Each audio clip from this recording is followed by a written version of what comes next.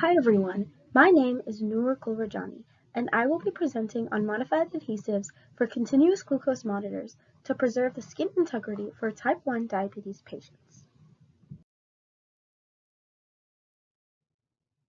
Type 1 diabetes, also known as juvenile diabetes, is an autoimmune disease in which the human pancreas produces little to no insulin needed for managing blood sugar. Research in this discipline is very important for me because I reap its benefits. This is a picture of me wearing a Dexcom G6, a type of continuous glucose monitoring system. I was diagnosed with type 1 diabetes when I was 10 years old and have been wearing a CGM for the past 7 years. The concept of this device is great, or I can understand my blood sugar levels on the tip of my fingers through my phone. Consistent high blood sugar can lead to complications such as blindness, kidney damage, and premature death, while low blood sugar can cause drastic immediate complications. In other words, continuous glucose monitors have the potential to save lives for people who are just like me. Just like many of the Dexcom G6 users on Reddit, Facebook, and other social media platforms, I have noticed also a lot of complications with the device. There are two main concerns in the diabetic community.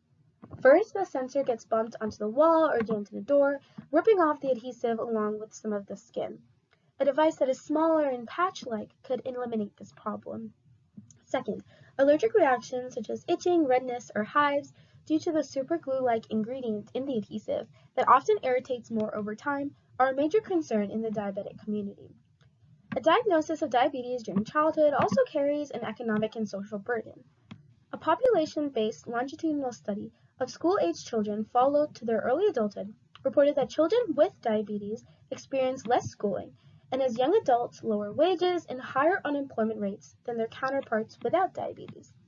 Why should a diabetic patient have to go through so much for something that they could not even control? It is time to fix this. Type 1 diabetes contributes $237 billion in direct medical costs per year, or 7% of the national $3.3 trillion spent on healthcare, which is higher than the annual healthcare expenditures for other chronic diseases such as cancer and heart disease.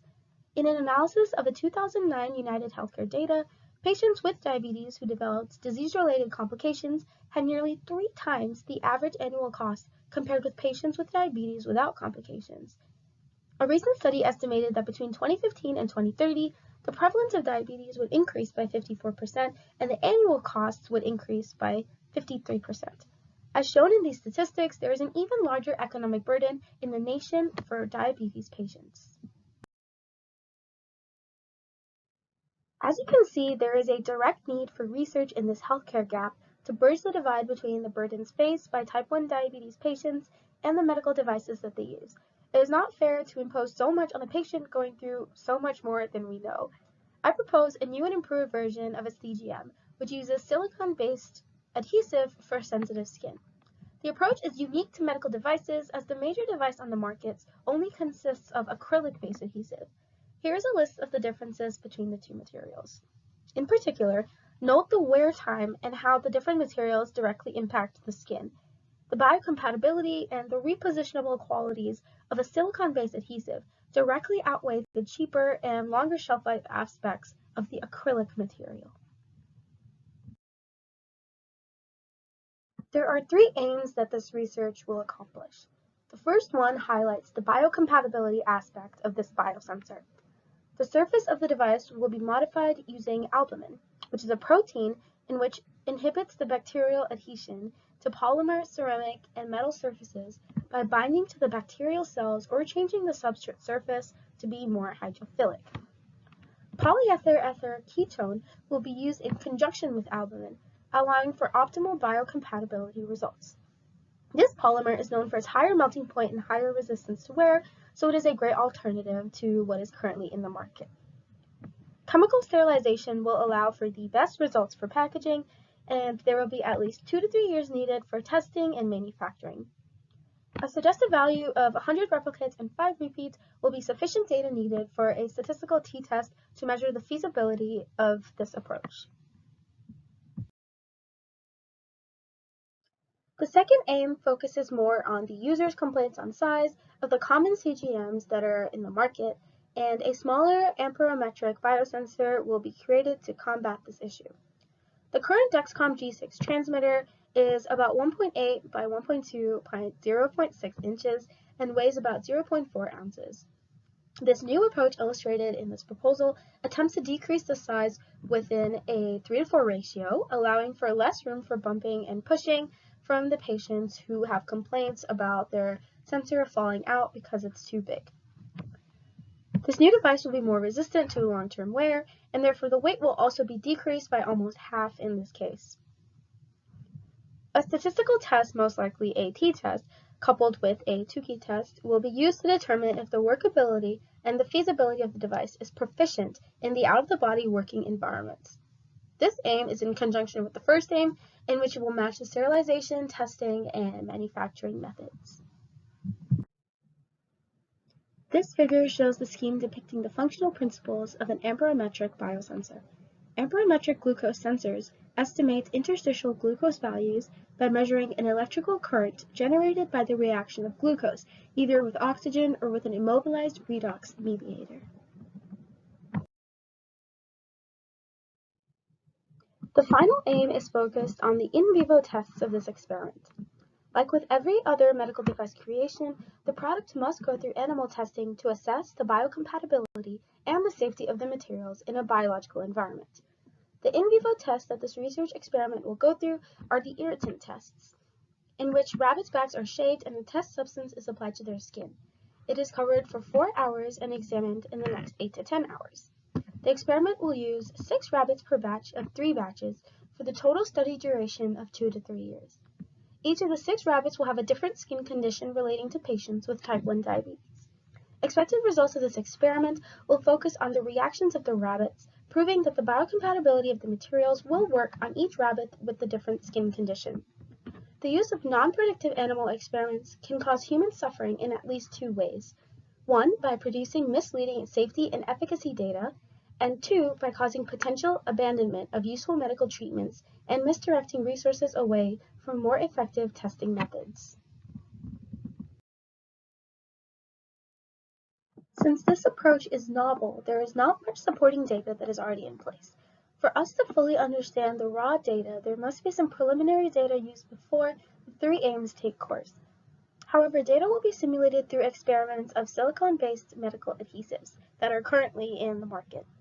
A study done by an adhesive company, 3M, showed that the silicone-based adhesives actually show promise. Silicone-based adhesives remain sticky after exposure to water for 5 days. The material is also reusable in 5 days for both washing and wiping purposes. The thickness ranging from 640 to 740 nanometers was sufficient to provide appropriate adhesion and did not leave residue on the skin. The results of this experiment show strong indication of clinical use for silicone-based adhesives. This experiment also considered peel strength, which is a determining factor for the adhesive strength of a material. The results illustrated in Figure 4 showed that silicone-based adhesive pad exhibited a substantially higher peel strength, especially when compared to different adhesives that are currently in the market, such as the Zyronex Clear Surgical Tape, NextCare Sensitive Skin Tape, Band-Aids, and an acrylic pad. Just like any lab-based experiment, there are bound to be some anticipated problems and pitfalls. I selected 4 main ones and will note their solutions. The first one is a limited control over extraneous variables, such as improper handling of samples from other parties, since this will most likely be in a shared lab setting. Second, obtaining adequate number of trials for statistical analysis. Third, improper cutting of peak from the laser cutter, deformations and debris from cutting. And 4, the irregular measurements of material to material. To combat issues 1 and 3, there must be proper instruction on handling of the instruments, and experienced individuals should be operating the machines. Issue 2 will be overcome with the use of a t-test to analyze the data with the adequate amounts of replicates and repeats that we have stated in the previous experiments. And issue 4 will be overcome by consulting third parties about the usage of silicone-based medical adhesives and alternative literature research on each material and its specific usage. Here is the final design of the improved CGM. As you can see, it is a very concealed product and can easily fit on a patient's abdomen. This is a great alternative to the outdated practice of pricking fingers 10 to 15 times a day to measure a patient's blood sugar. This experiment is expected to take place over the course of 2 to 3 years. However, moving new medical devices from concepts to market can take anywhere from 3 to 7 years. An improved continuous glucose monitoring system will not only relieve the patient of physical burden, but will also allow for an improved economic status in terms of the effects of a medical device on a diabetic patient. This product has the ability for type 1 diabetic patients to lead a normal life, something that I've had the privilege to do for the last 7 years of my life. New research and discoveries in the diabetes domain will only help normalizing patients living with ailments. And who's to say that this design and these materials won't work for other diseases as well? Please scan this QR code to view the references used in this presentation and the research proposal. I'd like to acknowledge Dr. Rahimi and Purdue University for helping me in this process. Thank you for your attention and feel free to email me with any questions.